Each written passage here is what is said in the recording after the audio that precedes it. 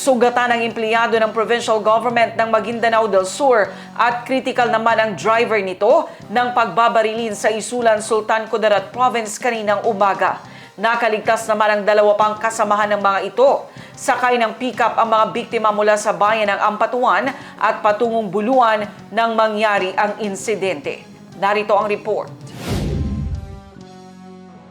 Pinagbabaril alas 7:45 kaninang umaga ang isang empleyado ng provincial government ng Maguindanao del Sur habang sakay ng pick-up sa bahagi ng Barangay Calawag 2, Isulan, Sultan Kudarat. Sugatan ito at ang kanyang driver habang nakaligtas naman ang dalawa pang kasamahan nila na sakay din ng pick-up.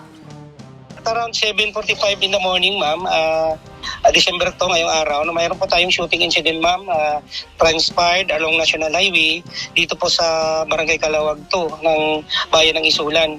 Base po sa ating investigation, ma'am, yung victim po is on board ng pickup vehicle. Actually, ma'am, galing sila ng area ng Ampatuan, Maguindanao. On the way to Buluan, Maguindanao, ma'am, mga empleyado kasi ito sila ng provincial government, yung dalawang wounded natin.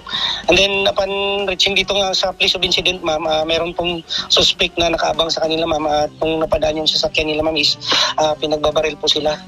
So, nakamanage naman itong ma'am, driver natin na wounded, ma'am. Hanggang ma'am, Sultan Kudarat Provincial Hospital is nagkaroon naman po ng initial medical intervention doon upon their arrival, and then naibak po sila sa private hospital, ma'am. Yung status ng mga victims natin, ma'am, is na stable naman po yung ma'am, yung isang victim. Actually, 4 itong passenger, ma'am, eh. Yung dalawa unarmed, wala pong sugat. Yung may tama po dito, ma'am, yung driver at saka yung passenger po sa driver side, on side. Pero nasa stable condition naman po. Okay, Yun lang, ma'am, nailipat po sila sa private hospital. Yung driver lang po, ma'am, is medyo critical po yung status kanina. But hopefully, ma'am, sana po is makapag-survive din, considering na meron namang medical intervention ng mga doctors natin po.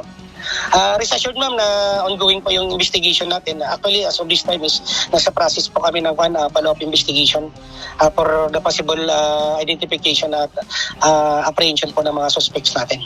Yes, ma'am, as I said, 4 po yung passengers, ma'am, sa onboard sa pick-up, yung service vehicle ng mga victims. Sa 4, ma'am, 2 po yung may wounded, ma'am, yung driver at saka yung passenger niya sa driver side.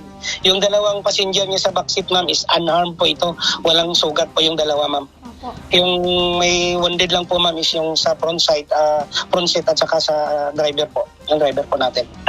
Part po ng National Highway, along National Highway, part po ng Barangay Calawag 2, ma'am. Calawag 2, Barangay Calawag 2. 7:45 in the morning, ma'am.